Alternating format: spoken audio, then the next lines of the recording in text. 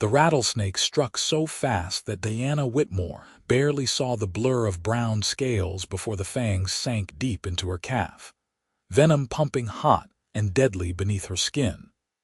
She screamed, stumbling backward on the narrow mountain trail as her packhorse reared and whinnied in terror.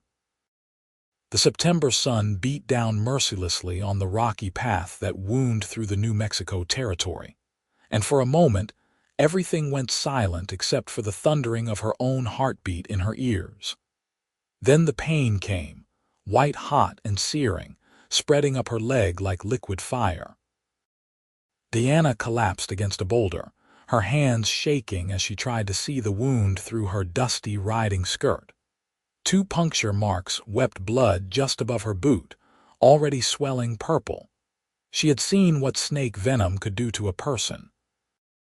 Last spring, old Henderson back in El Dorado, Kansas, had been bitten by a copperhead while clearing his fields. He survived, but only because the doctor had been close by. Out here, miles from anywhere, with no settlement in sight and no companion to help her, Deanna knew she was likely going to die alone on this God-forsaken trail. She had left El Dorado 3 weeks ago, determined to reach her uncle's ranch near Santa Fe. Her parents had died the previous winter from influenza, and Uncle Samuel was the only family she had left.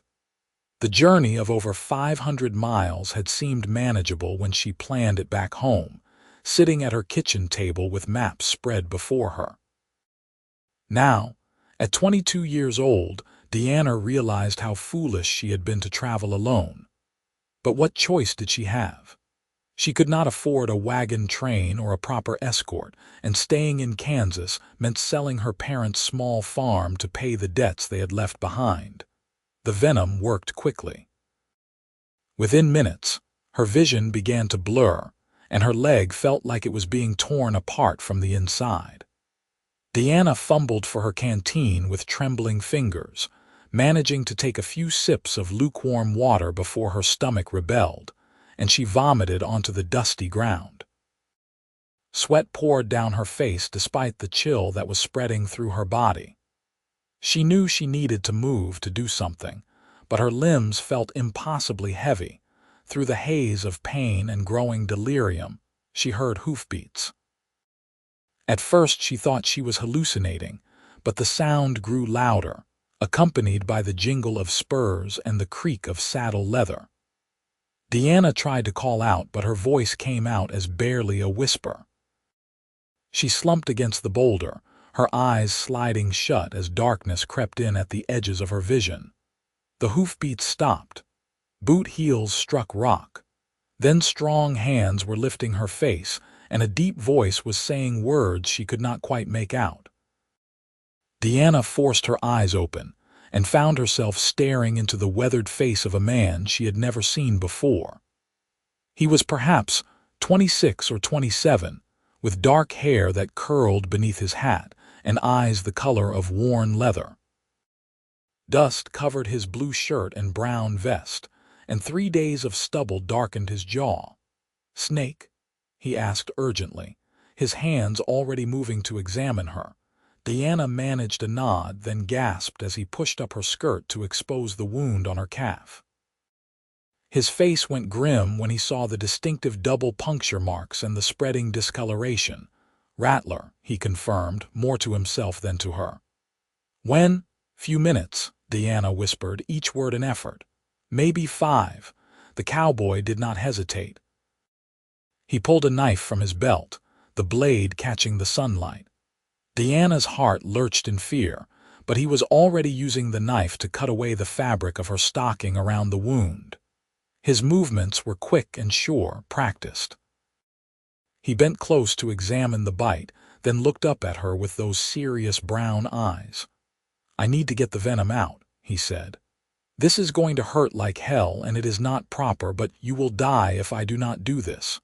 Do you understand?" Deanna nodded again. She understood perfectly. She had heard of people cutting and sucking snake bites, though she had never witnessed it herself. The alternative was death, and impropriety seemed a small concern compared to that. The cowboy made 2 small cuts across the puncture marks, working with steady hands. Blood flowed more freely, and then he bent his head to her leg and put his mouth directly over the wound. Deanna cried out as fresh pain lanced through her, but he held her leg steady with one hand while the other braced against the boulder. She could feel the pull as he sucked hard, then turned his head to spit blood and venom onto the ground. He repeated the process again and again, sucking and spitting, his mouth stained red. Deanna drifted in and out of awareness, the world tilting and swaying around her. At some point he stopped and poured water from his canteen over the wound, then tore strips from his own shirt to bind her leg tightly. She felt herself being lifted, cradled against a broad chest that smelled of leather and sage and horse sweat. Then she knew nothing more. When Deanna next opened her eyes, she was no longer on the trail. She lay on a blanket inside what appeared to be a small cave or rock shelter, with the opening showing the deep orange and purple of sunset. A fire crackled nearby, and the cowboy sat beside it, cleaning his knife with a piece of cloth. Her pack horse and his own mount were tethered near the entrance, peacefully cropping at what little grass grew between the rocks. "You are awake," the cowboy said when he noticed her stirring. He set aside his knife and moved to her side, placing a hand on her forehead. "Fever is not too bad yet. How do you feel?" "Like I got kicked by a mule," Deanna managed, her voice rough. Her leg throbbed with a deep, relentless ache, but the sharp agony had subsided somewhat. "You saved my life." "Maybe," he said cautiously. "It is too early to know for certain. The next few days will tell. I got as much venom out as I could, but some always gets into the blood. You need rest and water and time." Diana studied his face in the firelight.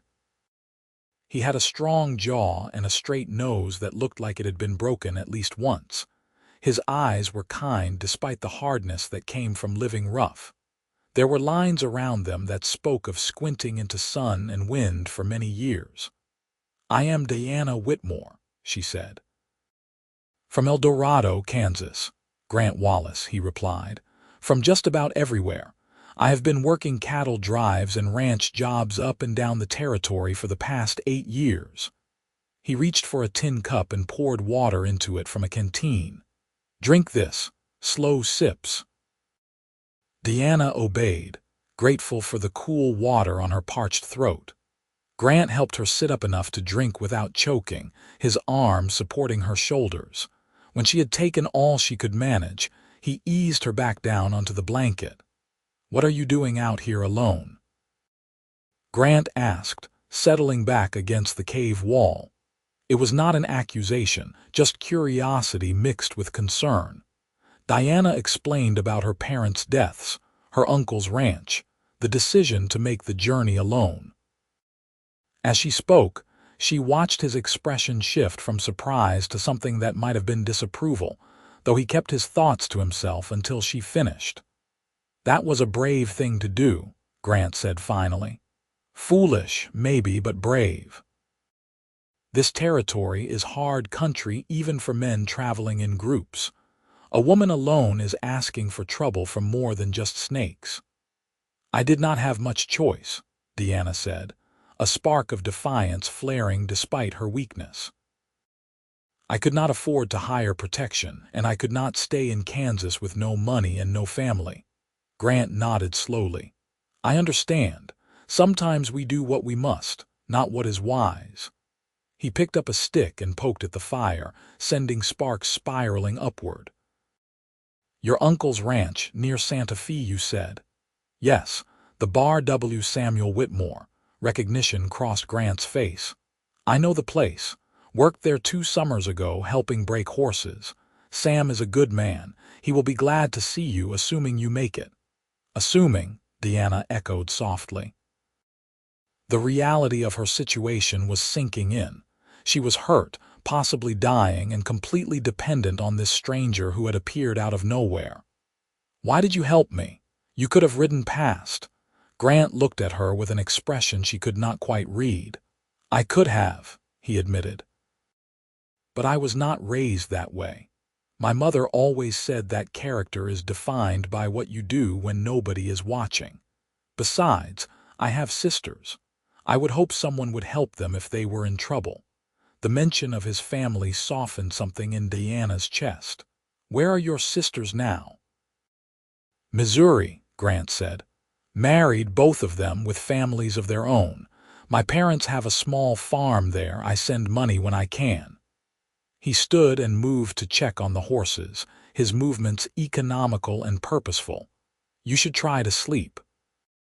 Your body needs to fight the poison, and that takes strength." Diana wanted to stay awake, to learn more about this man who had saved her life, but exhaustion pulled at her like an undertow. Her eyes drifted shut despite her best efforts, and she fell into a fitful sleep filled with fragmented dreams of striking snakes and endless trails. The night was long and difficult. Diana's fever climbed, and she woke several times drenched in sweat and shaking with chills. Each time, Grant was there with cool water and damp cloths for her forehead. He spoke to her in low, soothing tones, telling her stories about his travels to keep her anchored to consciousness when the fever threatened to pull her under completely. He told her about driving cattle from Texas to Montana, about winters spent in isolated line shacks, about the time he rode broncs in a rodeo in Denver and got thrown so hard he could not sit properly for a week. By morning, Diana's fever had broken somewhat, though she remained weak and disoriented. Her leg had swollen to nearly twice its normal size, the skin hot and angry-looking despite Grant's ministrations. He changed the bandage carefully, using precious water to clean the wound and fresh strips of cloth to wrap it. The concern in his eyes was evident, though he tried to keep his voice light. "The swelling is bad, but I have seen worse," he said. "You are young and strong. That counts for a lot." "How long before I can travel?" Diana asked. She hated feeling helpless, hated being a burden on this stranger who had his own life and plans. Grant sat back on his heels, considering. "You are not traveling anywhere for at least a few days, maybe longer. That leg needs time to heal, and you need to regain your strength. We have water here and enough dried meat and beans for a while.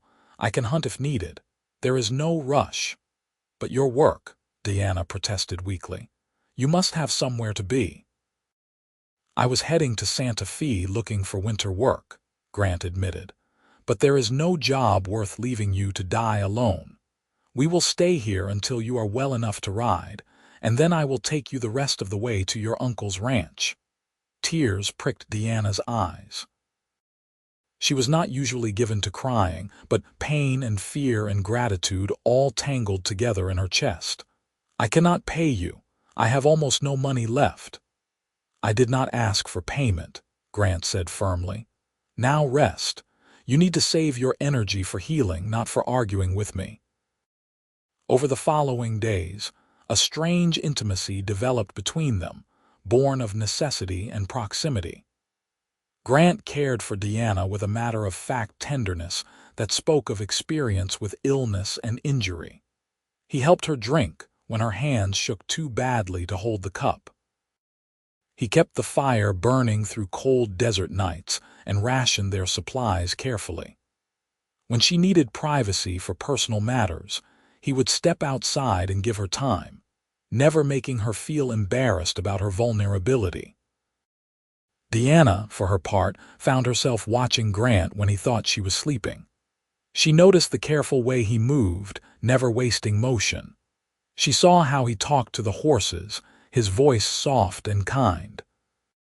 She watched him mend his worn saddle with patient stitches, and clean his rifle with the thoroughness of someone whose life might depend on the weapon functioning properly.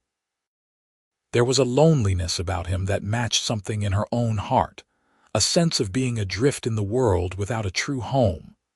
On the third day, Diana managed to sit up for more than a few minutes at a time.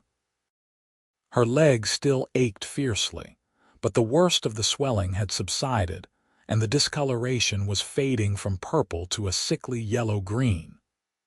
Grant made a thin soup from dried beef and wild onions he had gathered, and Deanna kept it down without trouble for the first time since the bite.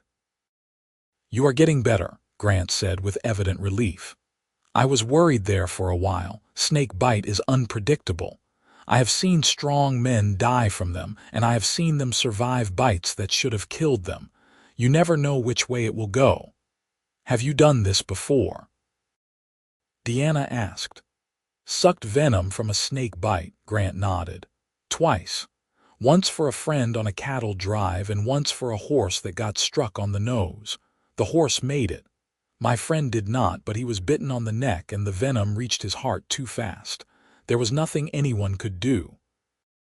Deanna was quiet for a moment, absorbing this.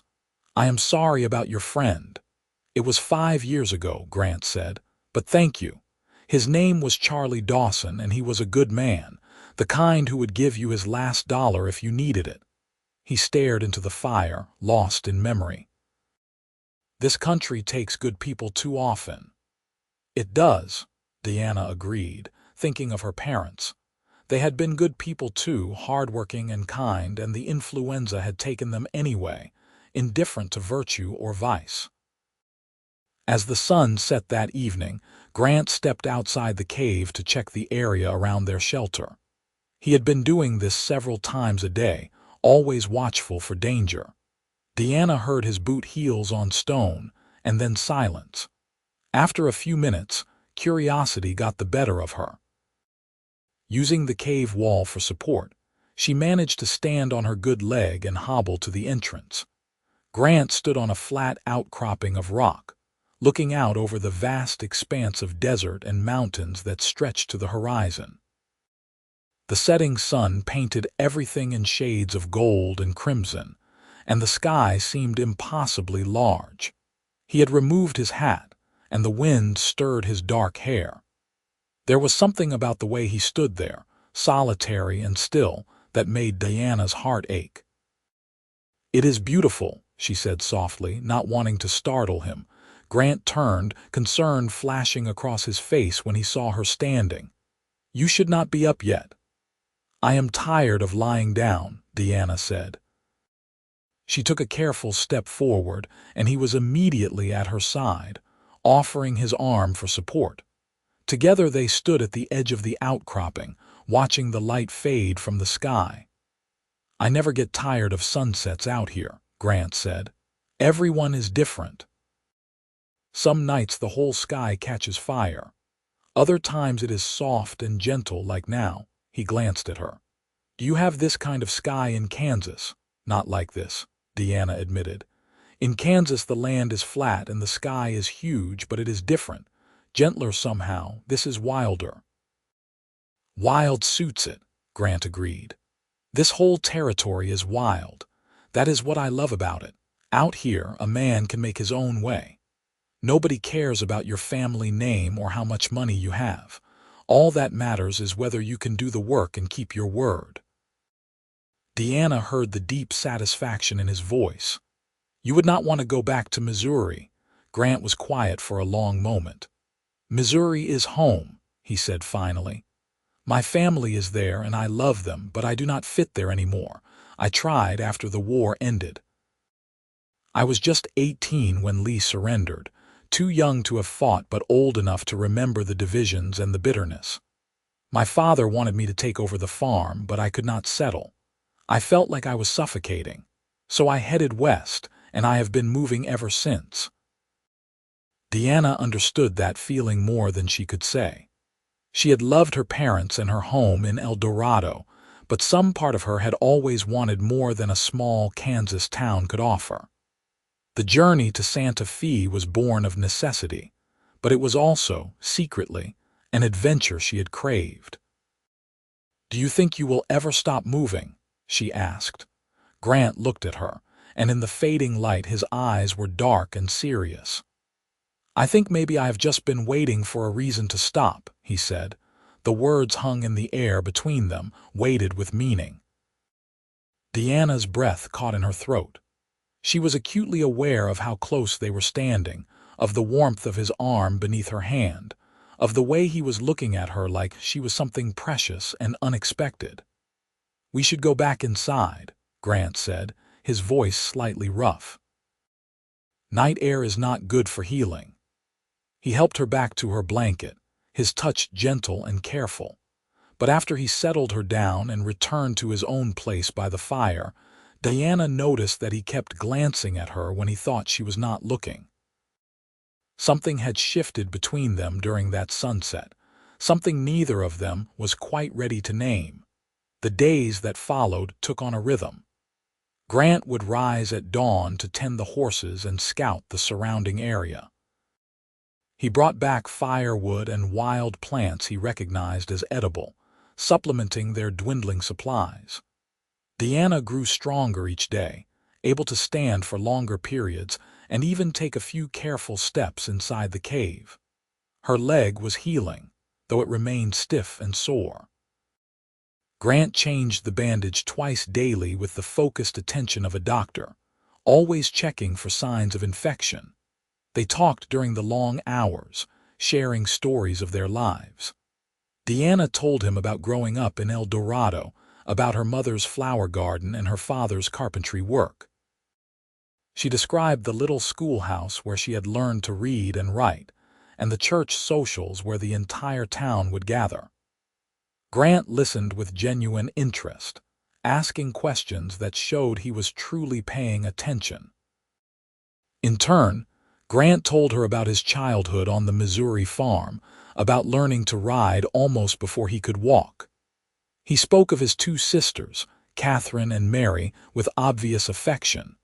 Catherine had married a blacksmith and had 3 children.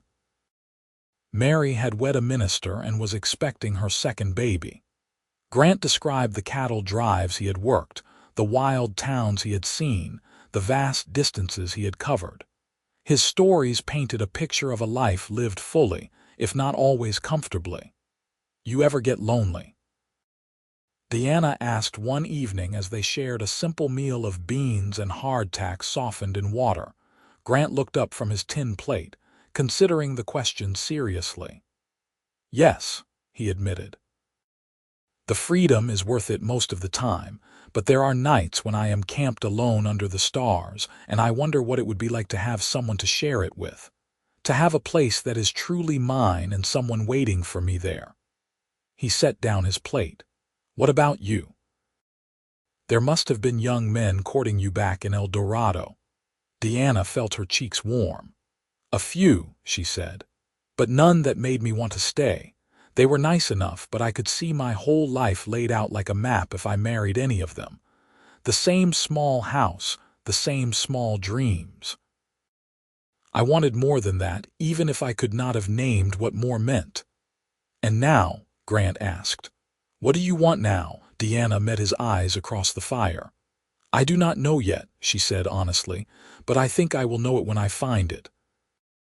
The air between them felt charged, electric with possibility. Grant held her gaze for a long moment, and Deanna saw something in his expression that made her pulse quicken. But then he looked away, breaking the spell. "You should rest," he said, his voice carefully neutral. "We might try getting you on a horse tomorrow if you feel strong enough, just to see how you manage." Diana wanted to push, to ask what he had been thinking in that moment of connection, but she sensed that Grant needed time. Whatever was growing between them was fragile and new, and rushing it might destroy it entirely. So she lay down on her blanket and watched the firelight dance on the cave ceiling until sleep claimed her. By the end of the first week, Diana could walk with only a slight limp. Her appetite had returned fully, and Grant had to range farther to find enough food to supplement their stores. He fashioned a makeshift crutch from a sturdy branch to help her move around more easily. She insisted on being useful, taking over the cooking and the care of the fire while he hunted and gathered supplies. The intimacy between them deepened in small ways. Grant taught her how to read animal tracks in the dust outside the cave, showing her the difference between rabbit and coyote, deer and javelina. Deanna shared what she knew of medicinal plants, knowledge passed down from her mother who had served as El Dorado's unofficial healer in times of need. They found themselves sitting closer together as they talked, their shoulders nearly touching. Sometimes their hands would brush in passing, and they would both freeze, hyper-aware of the contact. On the 10th day, Grant announced that they would attempt a short ride to test Deanna's ability to travel. He saddled her pack horse, a sturdy bay gelding named Chester, and helped her mount. Deanna's leg protested as she settled into the saddle, but the pain was bearable. Grant swung up onto his own horse, a rangy dun with intelligent eyes, and led the way down from their cave shelter. They rode slowly through the desert landscape, Grant keeping a watchful eye on Deanna. The morning was cool and clear, with a deep blue sky unmarred by clouds. Deanna breathed in the sharp, clean air and felt truly alive for the first time since the snake bite. The fear and pain of the past 10 days seemed to recede, replaced by a fierce joy in simply being here in this moment, with this man. After an hour, Grant called a halt near a small spring that bubbled up between rocks. They dismounted and let the horses drink. Deanna's leg ached from the ride, but she felt triumphant to have managed it. "You did well," Grant said, offering her water from his canteen. "Another few days of this and you should be strong enough for the journey to your uncle's ranch. It is perhaps 3 days' ride from here if we take it slow." 3 days. Deanna felt a strange mixture of relief and disappointment. Relief because she would finally reach safety and family. Disappointment because it meant her time with Grant was coming to an end. She could not imagine riding away from him and never seeing him again, but what else could happen? He was a drifter, a man who had admitted he could not settle in one place. She was going to her uncle's ranch to build a new life. Their paths had crossed by chance, and soon they would diverge again. "What will you do after you deliver me to the Bar W?" Deanna asked, trying to keep her voice casual. Grant crouched by the spring, trailing his fingers through the water. "I plan to look for work in Santa Fe," he said. "But I have been thinking maybe I will see if your uncle needs hands for the winter. I liked working there before. Sam runs a good operation." Hope flared in Deanna's chest, but she kept it carefully contained. "That would be good," she managed. "It would be nice to see a familiar face." Grant looked up at her, and the expression in his eyes made her breath catch. "Deanna," he began, then stopped, seeming to struggle with words. "These past 10 days being here with you, it has been different. Good different. I have been thinking about what you said, about knowing what you want when you find it."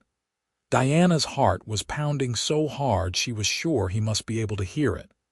"Yes." He stood and crossed to her, close enough that she had to tilt her head back to meet his eyes. "I think I have found something I want," he said quietly. "But I do not want to presume. You have been through an ordeal, and maybe gratitude feels like something more. I would not want to take advantage." Deanna reached up and placed her hand on his chest, feeling his heart beating as rapidly as her own. "It is not gratitude," she said firmly. "Or not just gratitude. I feel something for you, Grant Wallace. Something that started before I was fully conscious and has grown stronger every day. I do not know what it means or where it can go, but it is real." Grant covered her hand with his own, his calloused palm warm against her fingers. "I feel it too," he said. "I have been fighting it because it does not make sense. We barely know each other. But these 10 days feel like longer somehow, like I have known you for years."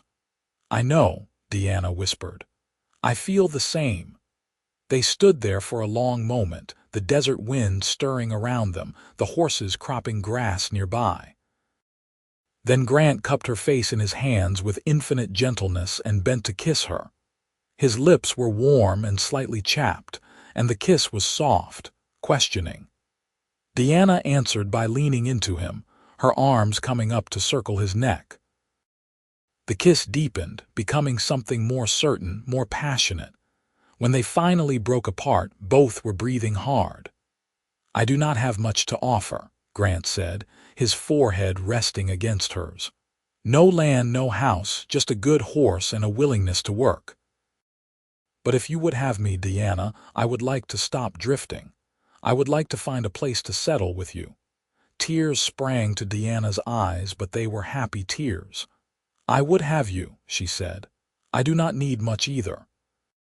Just a chance to build something real with someone who understands what it means to want more from life." They kissed again, longer this time, and Deanna felt like she was falling and flying all at once. When Grant pulled back, he was smiling, a genuine joy on his face that transformed his usually serious expression. "We should head back to camp," he said. "You need to rest that leg. But Diana, I promise you, I am going to do everything in my power to make you happy." "You already have," she said simply. The ride back to the cave was slower than the outbound journey, but Deanna barely noticed her aching leg. Her whole body felt light, filled with bubbling happiness that had no outlet except the smile she could not wipe from her face. Grant kept looking over at her and grinning, and several times he reached out to take her hand as they rode side by side. That evening, as they sat by the fire eating a supper of roasted rabbit Grant had snared, they talked about the future with a new openness. Grant admitted that he had been saving most of the money he earned from his various jobs, banking it in a bank in Denver. He had nearly $500 put away, a substantial sum. "I was not sure what I was saving for," he confessed. "Just had a feeling I would need it someday. Maybe I was saving it for this for us." Deanna told him about the small amount of money she had left from selling her parents' belongings, perhaps $40. Combined, it was not a fortune, but it was enough to start building something. "Your uncle might let us build a cabin on his land," Grant suggested. "Or we could homestead somewhere nearby. I know this territory fairly well. There are places with good water and grazing." "We would need to speak to Uncle Samuel," Deanna said. "But I like the idea of being close to family while still having our own place." They talked late into the night, making plans, dreaming aloud. Grant described the kind of house he would build, a simple cabin with a good fireplace and large windows to let in light. Deanna added details: a kitchen garden, a porch where they could sit in the evenings. They spoke of horses and cattle, of raising children in the wide open spaces, of building a life together from scratch. When Deanna finally lay down to sleep, Grant surprised her by spreading his own blanket next to hers instead of on the opposite side of the fire as he had been doing. "If this is too forward," he said hesitantly, "I can move, but I would like to be close to you." "Stay," Deanna said, reaching for his hand. "Please stay." They lay side by side, fingers intertwined, looking up at the cave ceiling and the slice of star-filled sky visible through the entrance. Deanna had never felt safer or more content than she did in that moment, lying next to this man who had saved her life and stolen her heart. Over the next several days, they continued Diana's recovery with short rides and longer conversations. Grant was cautious about physical intimacy, always proper and respectful despite the obvious desire that flared between them. He would kiss her good night and good morning, sweet kisses that left Deanna wanting more, but he never pushed beyond that. "I want to do this right," he explained when Deanna questioned his restraint. "I want to marry you properly, with your uncle's blessing if he will give it. I want to be able to stand before anyone and say you are my wife, not someone I took advantage of in the wilderness." Deanna appreciated his integrity even as her body ached for more than just kisses. "Then we should get to the bar W as soon as possible," she said with a slight smile. "So you can ask Uncle Samuel for my hand and we can be married." "You are certain?" Grant asked, suddenly serious. "This has all happened so fast. I do not want you to wake up in a month and realize you made a mistake." Diana took his face in her hands, making him look directly at her. "Grant Wallace, I have never been more certain of anything in my life. Yes, it has been fast. Yes, we still have much to learn about each other, but I know the important things. I know you are brave and kind and good. I know you saved my life without hesitation. I know that when I look at you, I see my future, and it is a future I want with all my heart." Grant pulled her close, holding her tightly. "I see my future in you too," he said into her hair. "Every day for 8 years I have been searching for something without knowing what it was, and here you were, all along just waiting for our paths to cross." On the 14th day after the snake bite, they broke camp and began the journey to the Bar W. Diana's leg was still stiff and occasionally painful, but she could ride for several hours at a stretch without difficulty. They traveled slowly, Grant remaining ever vigilant for danger. He taught Diana to shoot his rifle, setting up targets and patiently correcting her aim until she could hit a tin can at 50 paces. "A woman traveling in this territory needs to know how to defend herself," he said. "I will not always be by your side, though I will try to be. But when I cannot be, I want to know you can take care of yourself." They camped under the stars at night, and Grant would point out constellations, telling her the stories behind the names. Diana would tell him things she remembered from her childhood, funny incidents and touching moments. They were building a shared history, weaving their separate pasts into a common story. On the second day of travel, they encountered a small wagon train heading east. The wagon master, a grizzled old-timer named Jebediah Cross, eyed them with obvious suspicion until Grant explained about the snake bite and their delayed journey. "You are lucky Wallace here came along when he did," Jebediah told Diana.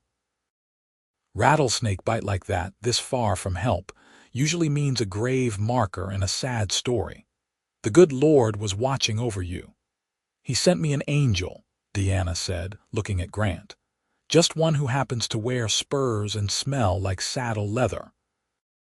The wagon train folks laughed at that, and Jebediah's wife insisted they share the evening meal. It was pleasant to be among people again, to hear news from the east and tell their own story. Several of the women clucked sympathetically over Diana's ordeal and congratulated them on their upcoming marriage. "You make a fine couple," one older woman said. "I can see the love between you clear as day. That is how it was with my Horace and me. We knew right away we were meant to be together, and 52 years later, I would not change a thing." That night, after they had parted ways with the wagon train and made their own camp a few miles distant, Grant asked Diana to tell him about the wedding she wanted. "I do not need anything fancy," Diana said. "Just something simple and honest, maybe at the church in Santa Fe if there is a minister, or even at the ranch with Uncle Samuel officiating if that is allowed. I just want it to be real and binding, you and me making promises we intend to keep." "That is what I want too," Grant said, "though I would like to get you a proper ring, nothing expensive but something to show the world you are spoken for." Diana looked down at her bare left hand. "I would like that," she admitted. "But Grant, even without a ring, I already feel married to you in my heart." "So do I," he said, pulling her close, "but I still want to do it right. You deserve that." On the afternoon of the 17th day since the snake bite, they topped a rise and saw the Bar W spread out in the valley below. It was a substantial ranch, with a main house, several outbuildings, corrals full of horses, and cattle dotting the surrounding range. Diana felt a rush of relief and nervous anticipation. She was finally here, at the destination she had been aiming for when the snake struck. But everything was different now. She was not arriving alone and desperate. She was arriving with Grant, with hope, with a future taking shape before her eyes. They rode down the slope toward the ranch house. A couple of cowboys working in the corral stopped to watch their approach, and one of them jogged toward the house, calling out.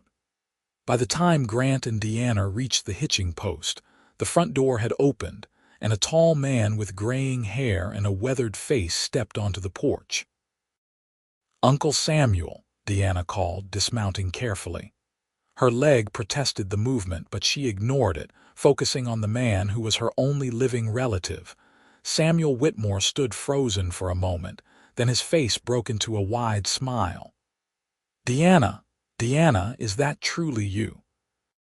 He strode forward and caught her up in a fierce hug. "Good Lord, child, I got your letter saying you were coming, but that was weeks ago. I had begun to fear the worst." "There were complications," Deanna said, her voice muffled against his shoulder. "But I am here now, and I am safe." Samuel released her and turned his attention to Grant, his eyes narrowing slightly. "Wallace, Grant Wallace." "Yes, sir," Grant said, extending his hand. "I worked for you 2 years back, breaking horses." "I remember," Samuel said, shaking his hand firmly. "Good worker, as I recall. Honest and skilled. But what are you doing with my niece?" Over the next hour, sitting in Samuel's comfortable parlor with coffee and fresh bread provided by the ranch cook, they told the story of the Snakebite and the 3 weeks that had followed. Samuel listened intently, his expression shifting from alarm to gratitude to thoughtful assessment as the tale unfolded. "You saved her life," Samuel said to Grant when they had finished. "There is no question about that. I am in your debt, Wallace." "I did what anyone would do," Grant said. "And Samuel, I need to tell you something else. These past weeks, Deanna and I have grown close, very close. I know this is sudden, and I know I do not have much to offer, but I love your niece and I want to marry her. I am asking for your blessing." Samuel looked from Grant to Deanna and back again. Deanna held her breath, waiting. She was of age and could legally marry without permission, but having her uncle's approval mattered to her. He was family, and she wanted him to be happy about this new direction her life was taking. "You love him?" Samuel asked Deanna directly. "I do," Deanna said without hesitation. "With all my heart. I know it is fast, Uncle Samuel, but it is real. Grant is a good man, and he will be a good husband." Samuel rubbed his jaw, thinking. "I have known Wallace for 2 years off and on," he said finally. "Never heard a bad word about him. Works hard, does not drink to excess, does not cheat at cards, treats horses and people with respect. Those are good qualities in a man." He looked at Grant seriously. "But Diana is precious to me. She is the daughter of my only brother, and I love James dearly." "If you hurt her, Wallace, I will hunt you down myself." "I would expect nothing less, sir," Grant said, "but I swear to you I will spend my life making her happy." Samuel nodded slowly, then a smile spread across his face. "Then you have my blessing. Welcome to the family, Grant." Deanna let out the breath she had been holding and threw her arms around her uncle. "Thank you," she whispered. "Thank you for understanding." That evening, the ranch celebrated. Samuel brought out a bottle of whiskey he had been saving for a special occasion, and the cowboys who worked the bar offered congratulations and ribald jokes about wedding nights. The cook prepared a feast, and they ate until they could hold no more. Afterward, Samuel showed Deanna to a bedroom in the main house, a cozy room that had belonged to his late wife. "You will stay here until the wedding," he said. "I assume you will want to arrange that fairly quickly, as quickly as possible," Deanna confirmed. "We do not want a long engagement." "I will send a man into Santa Fe tomorrow to talk to the priest," Samuel said. "Father Miguel is a good sort. I think he will be willing to perform the ceremony on short notice given the circumstances.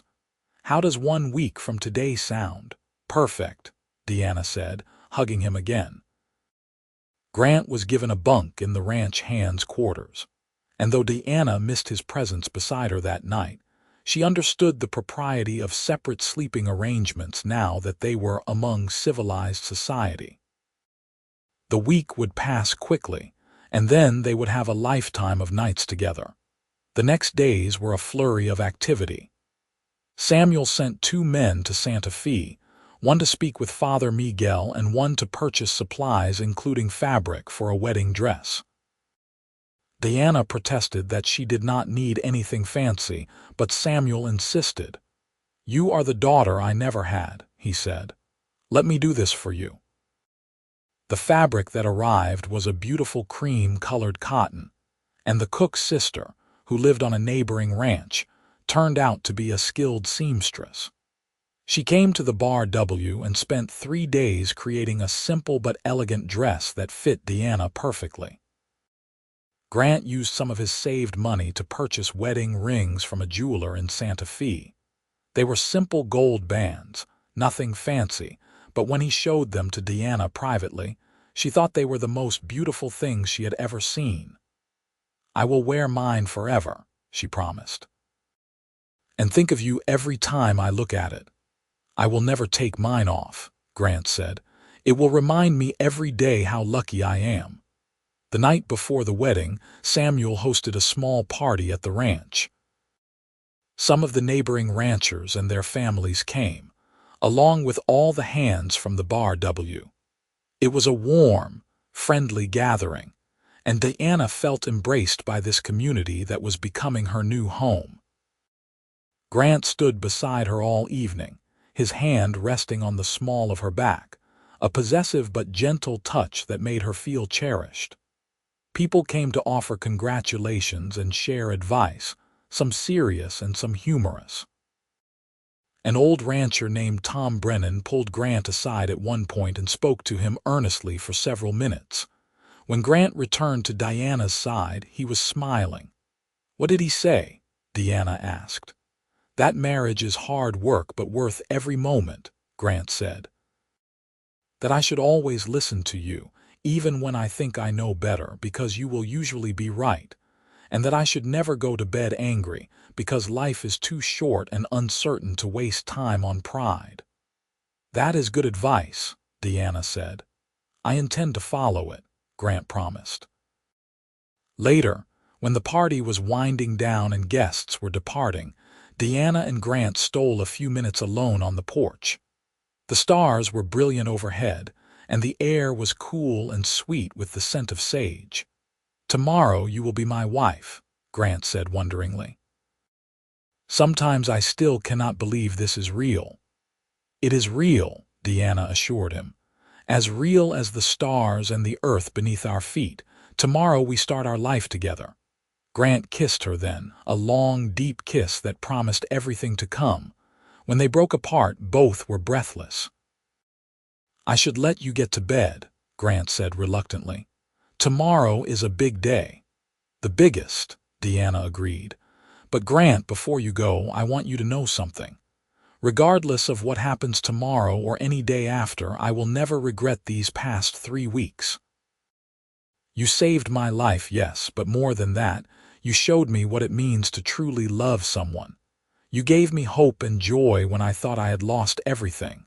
Whatever comes, I will always be grateful for that." Grant's eyes shone with emotion in the starlight. "You saved me too," he said quietly. "I did not even know I was lost until I found you. You gave me a reason to stop running, to put down roots. You made me want to be a better man." They held each other for a long moment, neither wanting to let go, but finally they parted. Deanna watched Grant walk toward the bunkhouse, then went inside to her own room. She knew she should sleep, but excitement kept her awake long into the night. Tomorrow she would marry Grant Wallace. Tomorrow her new life would truly begin. The wedding day dawned clear and bright, the sky a deep cerulean blue unmarred by clouds. Deanna woke early, her stomach fluttering with nervous anticipation. The cook brought her breakfast in her room, but she could barely eat. Instead, she bathed carefully, washed her hair, and let it dry in the morning sun streaming through the window. The seamstress arrived mid-morning to help her dress. The cream-colored gown fit perfectly, with a modest neckline and long sleeves appropriate for a simple ranch wedding. The seamstress had added delicate embroidery at the cuffs and hem, tiny flowers that caught the light. Diana's dark hair was pinned up softly, with a few curls left loose to frame her face. "You look beautiful," the seamstress said with satisfaction. "That young man of yours will not be able to take his eyes off you." Samuel knocked on the door and entered, stopping short when he saw Diana. His eyes grew misty. "You look so much like your mother on her wedding day," he said. "James would be so proud of you, Diana." "I wish he and your mother could be here to see this." "I wish they could too," Diana said, taking his hand. "But I feel like they are here in spirit, and I am grateful to have you, Uncle Samuel." "I am grateful to have you, child," Samuel said. "Now are you ready?" "The wagon is waiting to take us to Santa Fe." The journey to Santa Fe took 2 hours. Diana sat in the wagon bed with Samuel while 2 ranch hands drove. She had wanted Grant to ride with them, but tradition dictated that the groom should not see the bride before the ceremony. Grant had ridden ahead earlier with several of the other hands and would meet her at the church. Santa Fe was bustling with activity when they arrived. The town was a mix of old Spanish architecture and newer American buildings, with narrow streets and a central plaza. Father Miguel's church was a beautiful adobe structure with a bell tower that rose above the surrounding buildings.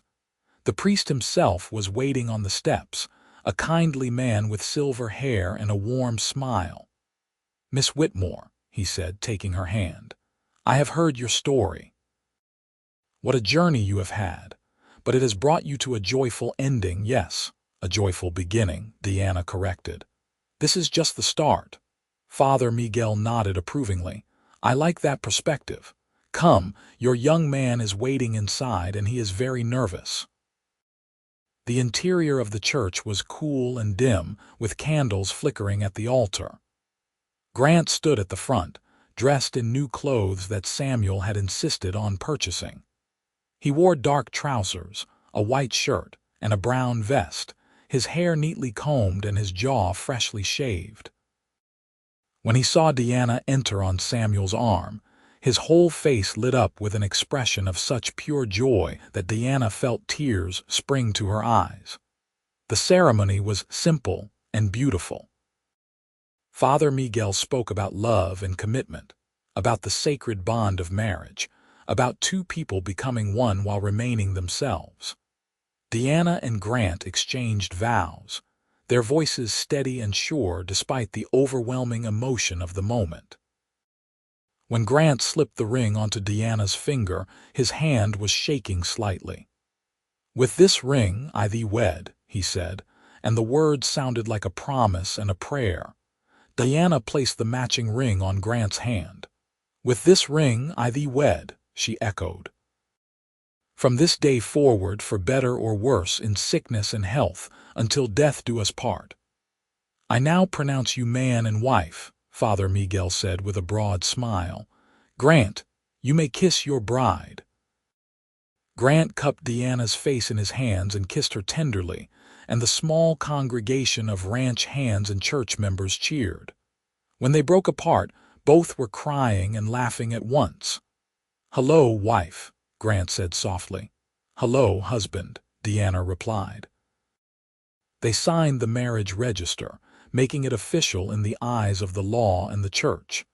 Samuel clapped Grant on the back and kissed Diana's cheek. "Congratulations to you both," he said. "Now, I have arranged for a small celebration back at the ranch. Nothing fancy, but I thought we should mark the occasion properly." The ride back to the bar W seemed shorter than the morning journey. Diana sat next to Grant in the wagon, their hands clasped tightly together, still hardly able to believe they were truly married. Every few minutes one of them would look at the other and smile, overwhelmed by happiness. The The celebration at the ranch was lively and warm. Someone produced a fiddle, and there was dancing in the yard as the sun set. Deanna danced with Grant, with her uncle, with several of the ranch hands who asked politely. But always her eyes found Grant, and always he was watching her with that expression of wonder and love. As the evening grew late and the stars came out, Samuel pulled Deanna aside. "I have a wedding gift for you and Grant," he said. "There is a piece of land on the north edge of my property, about 100 acres with a good creek running through it. It is yours if you want it. You can build a house there, run some cattle, be close enough to visit but far enough to have your own lives." Diana was speechless for a moment.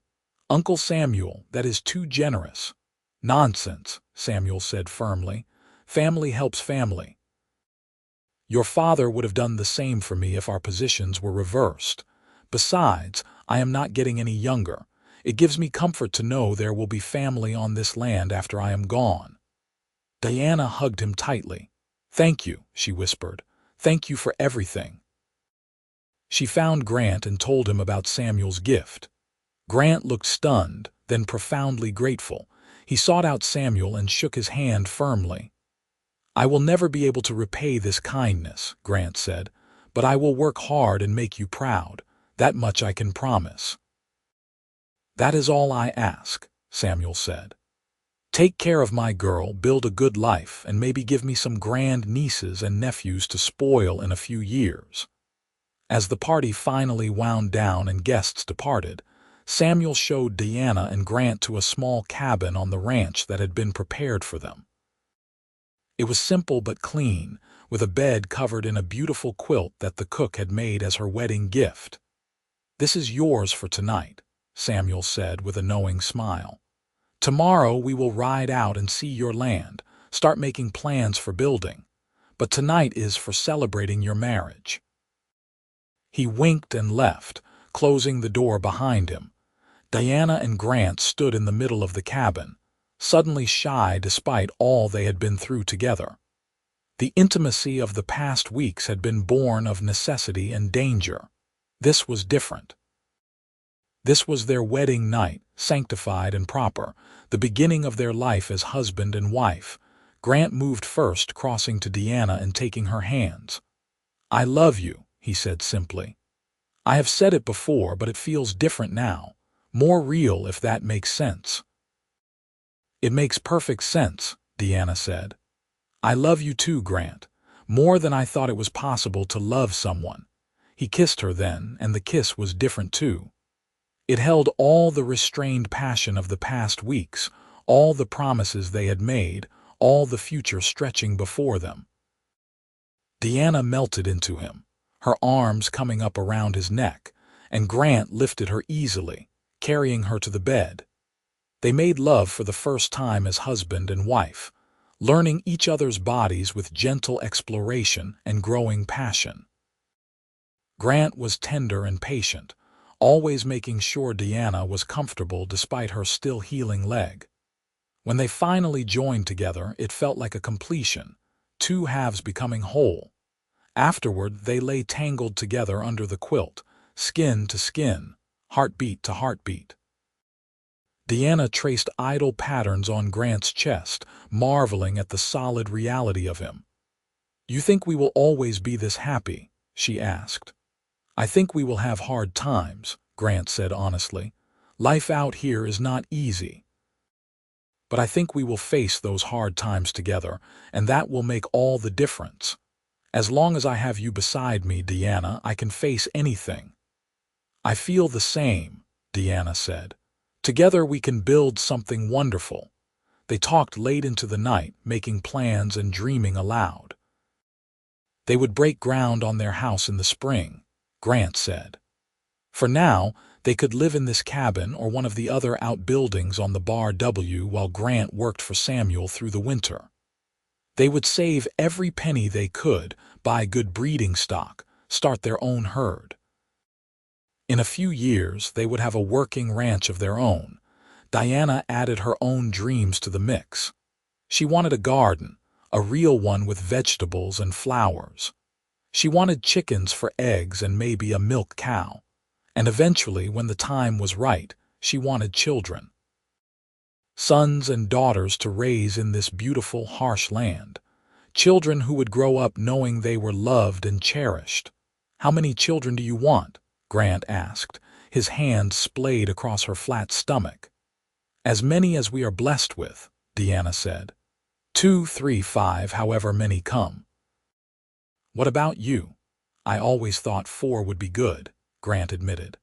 2 boys and 2 girls, though I know we do not get to choose. My own family was just me and my sisters, and I always wished for a brother." 4 sounds perfect, Deanna said. "We will fill our house with love and laughter and children's voices." They made love again, slower this time, savoring each touch and kiss. Then they slept, wrapped in each other's arms, peaceful and content. The next months passed in a blur of hard work and happiness. Grant worked alongside the Bar W ranch hands, mending fences, breaking horses, moving cattle to winter pastures. He proved himself again and again, earning the respect of the other men and Samuel's trust. Deanna helped with the household tasks and began planning her future home in earnest, drawing sketches and making lists of everything they would need.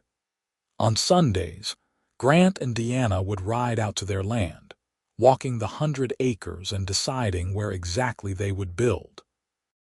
They chose a spot near the creek where cottonwood trees provided shade and the ground was level. Grant paced out the dimensions of the house, explaining how he would construct it. "We will start with 2 rooms," he said. "A main room for cooking and living and a bedroom. Later we can add on as the family grows.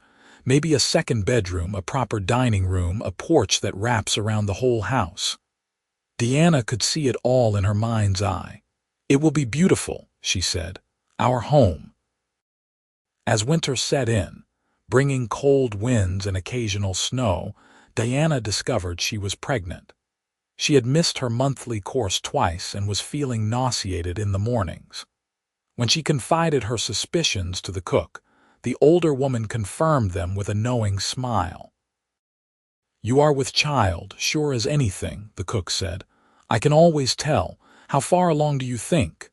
"Maybe 2 months," Deanna said, calculating back. "It would have been right after the wedding or perhaps even on our wedding night." "That is a blessing," the cook said. "Have you told your husband yet?"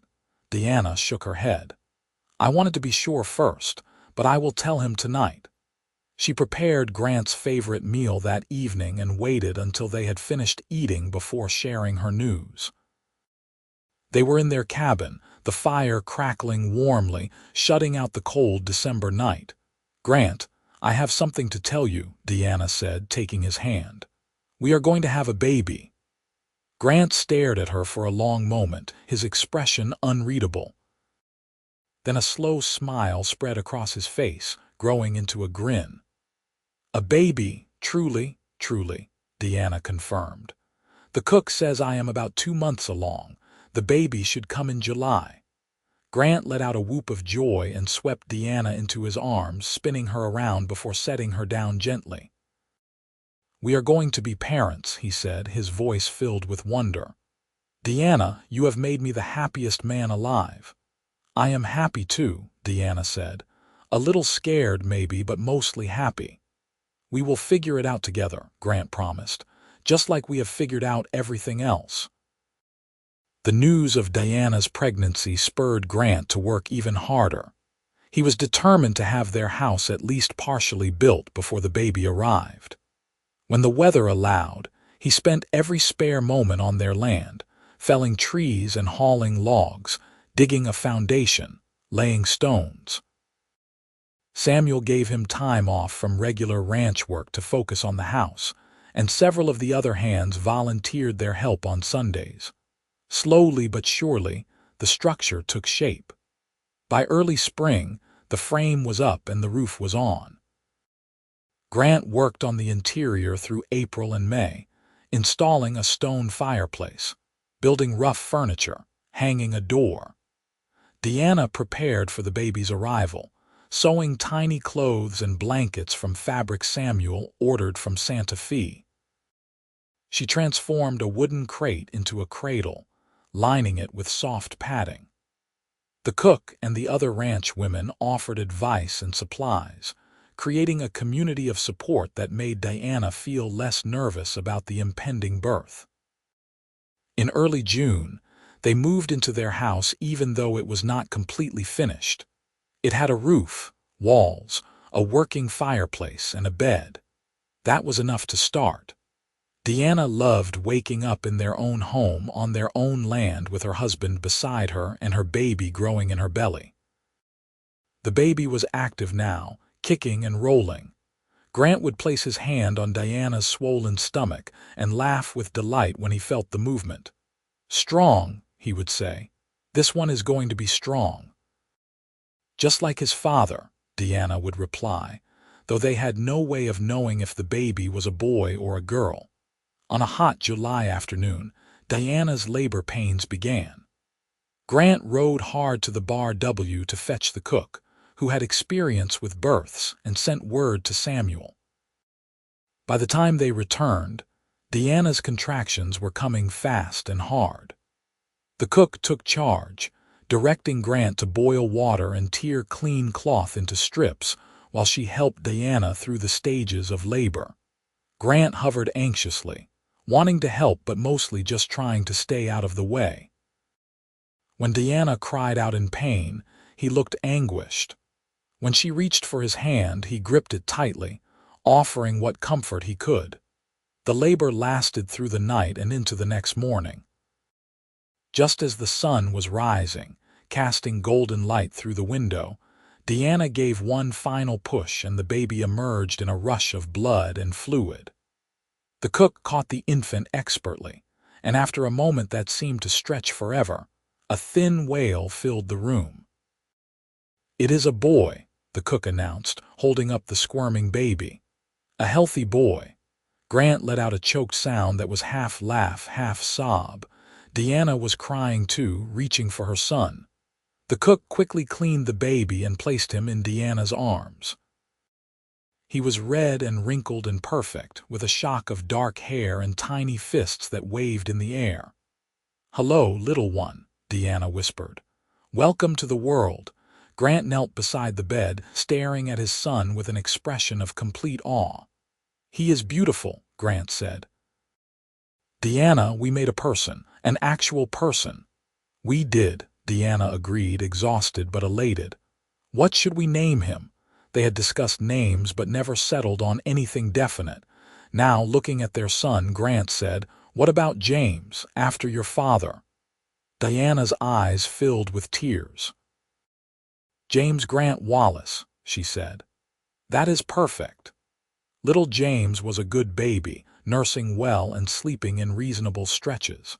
The first weeks were exhausting as Diana and Grant adjusted to parenthood, but they managed with help from Samuel and the ranch community. Grant proved to be a devoted father, walking the floor with James in the middle of the night when he was fussy, changing soiled cloths without complaint, singing off key lullabies that somehow soothed the baby.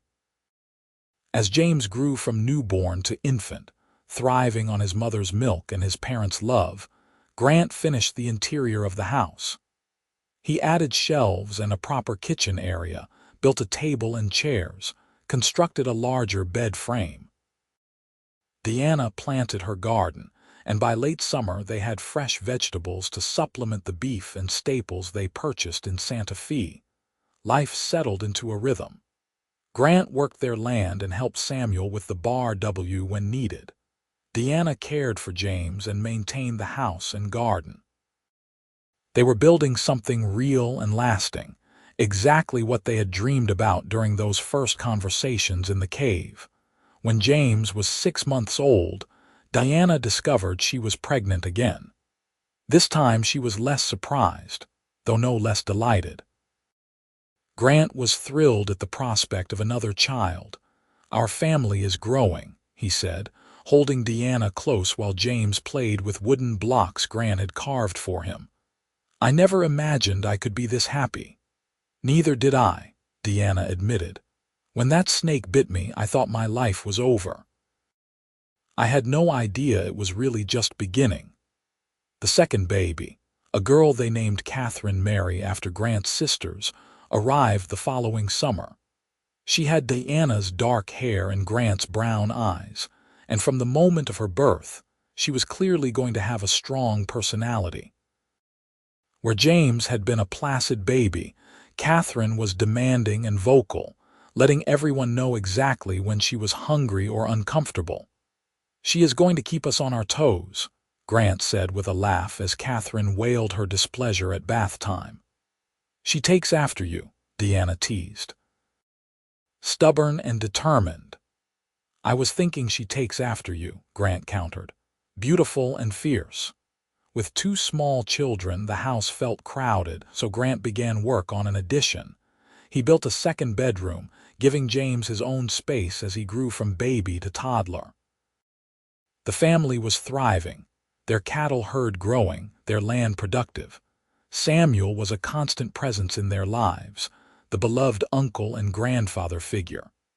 He would ride over several times a week, always with some excuse but really just wanting to see his family. He doted on James and Catherine, bringing them little gifts and telling them stories about their grandparents. "You have done well," Samuel told Grant one evening as they sat on the porch watching the sun set, while Deanna got the children ready for bed inside. "Better than I could have hoped when you first asked for Deanna's hand. You have made her happy, built a good life. I am proud of you." Grant was deeply moved. "I owe so much to you," he said. "The land, the chance to prove myself, your trust. I will never forget what you have done for us." "You have earned every bit of it," Samuel said firmly. "And Deanna is happy. That is what matters most to me." The years passed, marked by the changing seasons and the growth of the children. James grew into a sturdy boy who loved horses and wanted to be just like his father.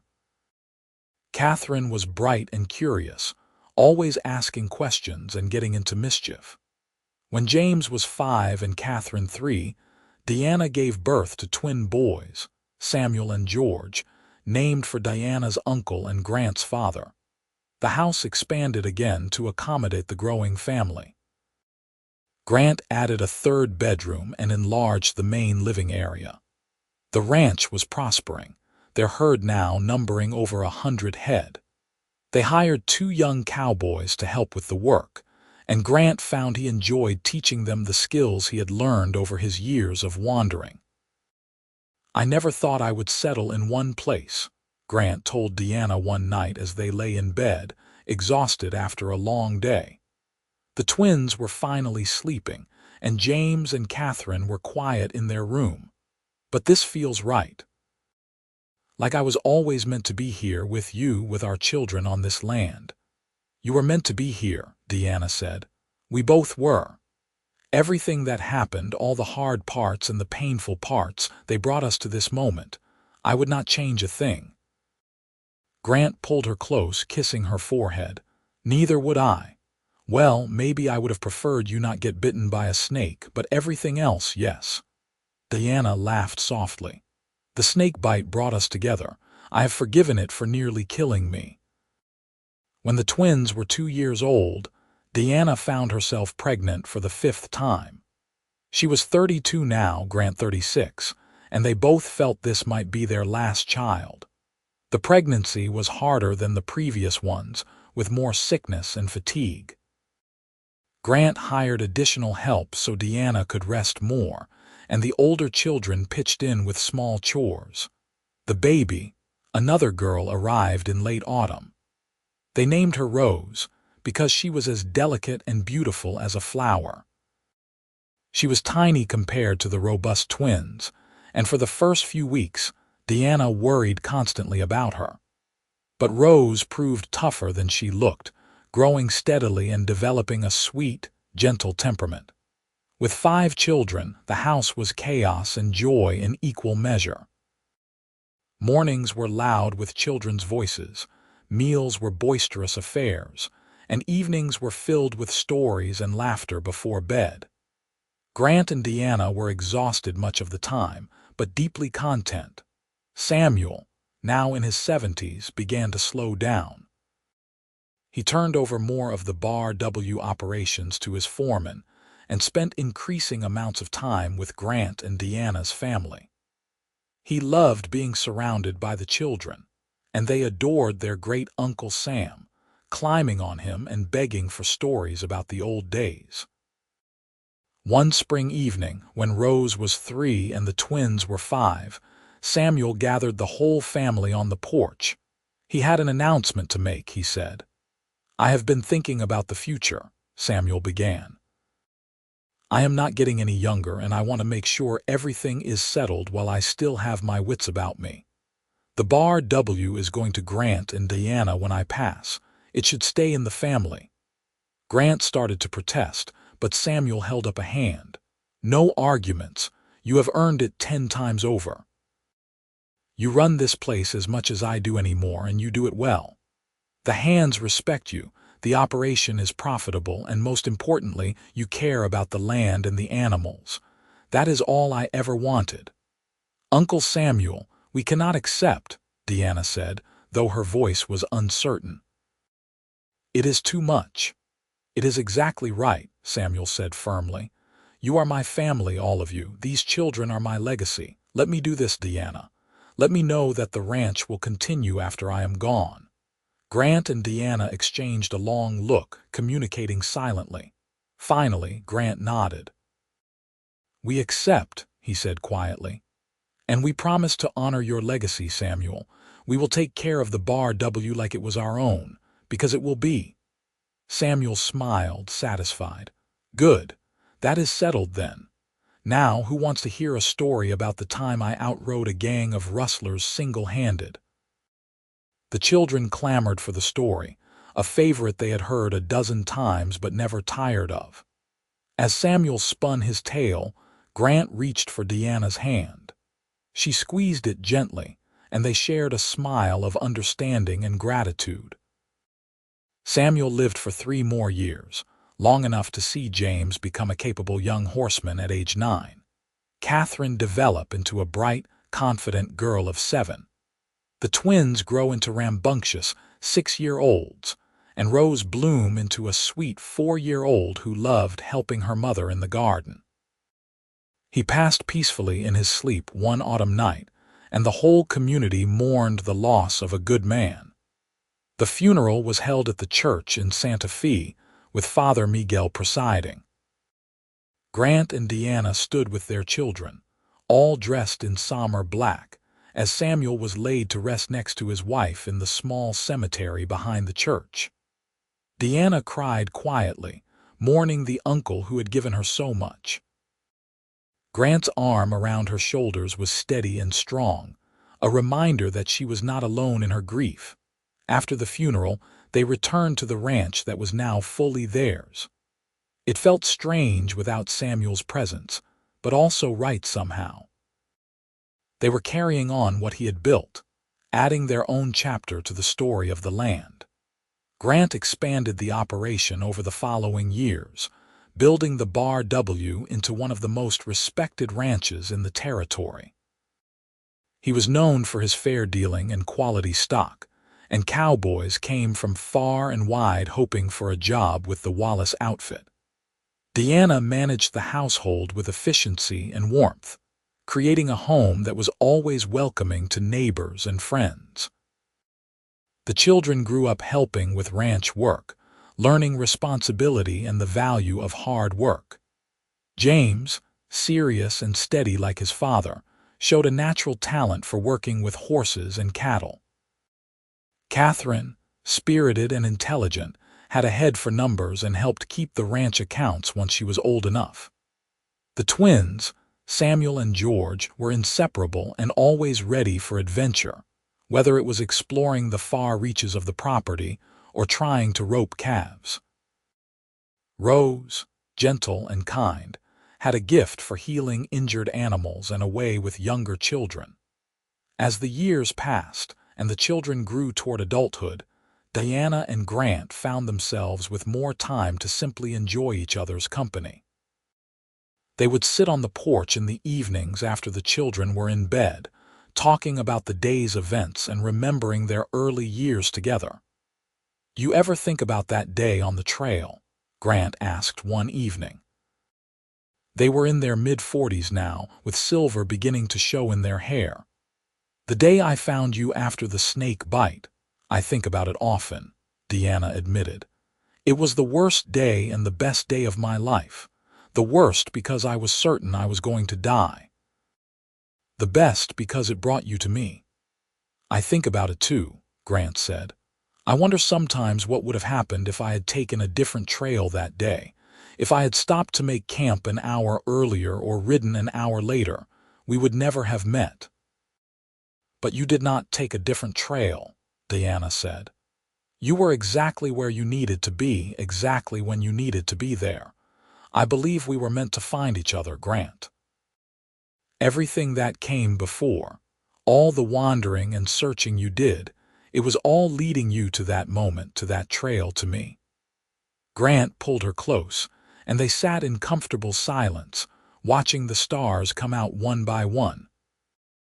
The ranch was quiet except for the distant lowing of cattle and the soft murmur of the creek. Inside the house, their children slept safely. This was everything they had dreamed of during those long days and nights in the cave, and more. James married at 21, bringing home a sweet young woman named Emily from a neighboring ranch. They settled in a house Grant built for them on the far side of the property and began their own family. Catherine, headstrong and independent, surprised everyone by falling in love with a schoolteacher who came to Santa Fe from Boston.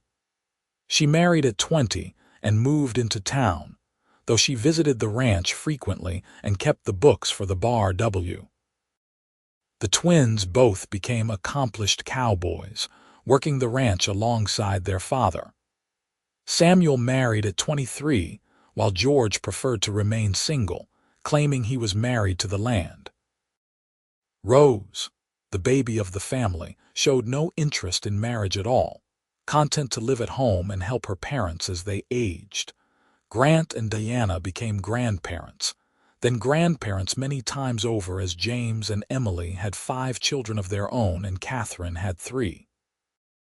The ranch house was often filled with the chaos and joy of grandchildren, just as it had once been filled with their own children's laughter.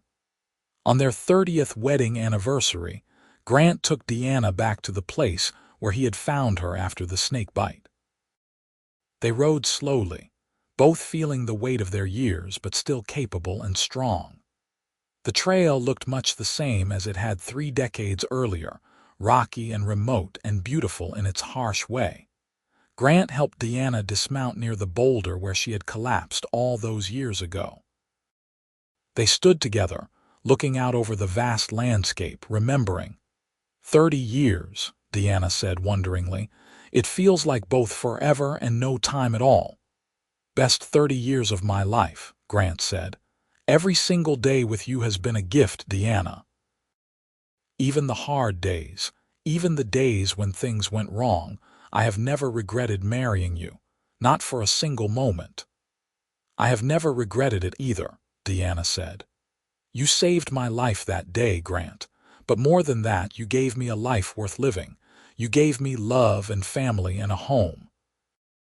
You gave me everything I ever wanted and things I did not even know I could want." Grant kissed her then, a kiss as sweet and full of promise as their first kiss had been. When they broke apart, both were smiling. "Should we head back?" Grant asked. "Rose is making a special dinner for our anniversary." "In a minute," Diana said. "I just want to stand here a little longer with you and remember how it all began." So they stood together on the trail where a rattlesnake had nearly ended Diana's life, but instead had given them both everything they could have hoped for. The sun was warm on their faces, the wind carried the scent of sage and possibility, and their hands were clasped tightly together, just as they had been for 30 years. Eventually, they mounted their horses and rode back toward the ranch, toward their children and grandchildren, toward the life they had built together from nothing but love and determination. The Bar W stretched out before them, green and prosperous, a legacy they would pass on to future generations. As they rode through the gate and up the long drive to the main house, Deanna looked at Grant and saw the young cowboy who had saved her life, overlaid with the man he had become. Gray hair and weathered skin could not hide the essential goodness of him, the strength and kindness that had first drawn her to him. "I love you," she said, as she had said thousands of times before. "I love you too," Grant replied, as he always did. "Today, tomorrow, and always." The house was bright with lamplight as the sun set, and through the windows they could see their family gathering for the celebration. Children and grandchildren, all come together to honor the marriage that had started with a snake bite and a stranger's kindness on a remote trail. Grant and Deanna walked into the house hand in hand, surrounded immediately by the love and noise of their large family. Rose had outdone herself with the meal, and the table was laden with roasted beef, fresh bread, vegetables from the garden, and a cake decorated with careful precision. After dinner, James stood to make a toast. "To my parents," he said, raising his glass, "who showed all of us what love looks like, what commitment means, what it means to build something that lasts. Thank you for giving us a home, a legacy, and an example to follow. Happy anniversary." "Happy anniversary," everyone echoed, glasses raised. Deanna looked around the table at the faces of her children and grandchildren, at the strong, kind man who was her husband, at the life they had created together. Her eyes filled with tears, but they were happy tears. Grant squeezed her hand under the table. "What are you thinking?" he asked quietly. "I am thinking that I am the luckiest woman alive," Deanna said. "That snake bite was the best thing that ever happened to me because it brought me you." "I was thinking the same thing," Grant admitted. "Well, not about being the luckiest woman, but you know what I mean." They laughed together, and the sound mingled with the voices of their family, creating a symphony of joy and love. The years continued to pass, as years always do. Grant and Deanna grew older, their hair turning from gray to white, their steps growing slower. But the love between them never diminished. If anything, it grew deeper and richer with time, tempered by shared experiences and enduring commitment. They celebrated their 40th anniversary, then their 45th. Grant's hands grew stiff with arthritis, but he still insisted on doing light work around the ranch. Diana's eyes weakened, but she continued to tend her garden with help from Rose. They were fixtures on the porch of the main house, sitting in rocking chairs and watching the activity of the ranch with satisfaction. The twins ran the day-to-day operations now, with James overseeing the business end from his own house. Catherine visited often from Santa Fe, always bringing treats for her parents and news from town. Rose remained devoted to her parents, caring for them with patience and love. On a crisp autumn evening, 52 years after their wedding, Grant and Deanna sat on their porch watching the sunset. Grant's health had been declining slowly, and both of them knew their time together was growing short, but there was peace in that knowledge, not fear. "You remember the first sunset we watched together?" Grant asked. His voice was weaker now, but still warm. "From that cave after the snake bite." "I remember," Deanna said. "You said every sunset was different. Some nights the whole sky catches fire." "Tonight is one of those nights," Grant observed. The sky was indeed blazing with color, crimson and gold and purple all swirled together. They sat in silence for a while, simply appreciating the beauty. Then Grant said, "Deanna, I need you to know something. These 52 years with you have been more than I ever dreamed possible. You have made me happier than any man deserves to be. Whatever happens, whatever comes next, I want you to know that loving you has been the greatest adventure of my life." Deanna turned to look at him, tears streaming down her weathered cheeks. "Loving you has been my greatest adventure too," she said. "You saved me in every way a person can be saved. And I would do it all again in a heartbeat." Grant reached for her hand, and their fingers intertwined with the ease of long practice. They sat like that until the stars came out, until Rose called them in for supper, until the evening grew too cold to remain outside. Grant passed away peacefully in his sleep 3 weeks later, with Deanna beside him holding his hand. He was 78 years old. The funeral was one of the largest Santa Fe had seen, with ranchers and cowboys and townspeople from all over the territory coming to pay respects to a man who had lived with honor and integrity. Deanna mourned deeply, but she did not fall apart. She was surrounded by her children and grandchildren, by the community Grant had helped build, by the legacy they had created together. She knew he would want her to continue living, to find joy in the family they had raised and the land they had nurtured. She lived for 5 more years, growing frailer but maintaining her sharp mind and gentle spirit until the very end. She spent her days surrounded by family, telling stories about Grant and their early years together, passing on the history and wisdom accumulated over a lifetime. On a warm July morning, 77-year-old Deanna Whitmore Wallace passed away peacefully in her sleep, in the house Grant had built for her, on the land they had made their own. Her children buried her next to Grant in the cemetery behind the Santa Fe church, under the vast western sky they had both loved.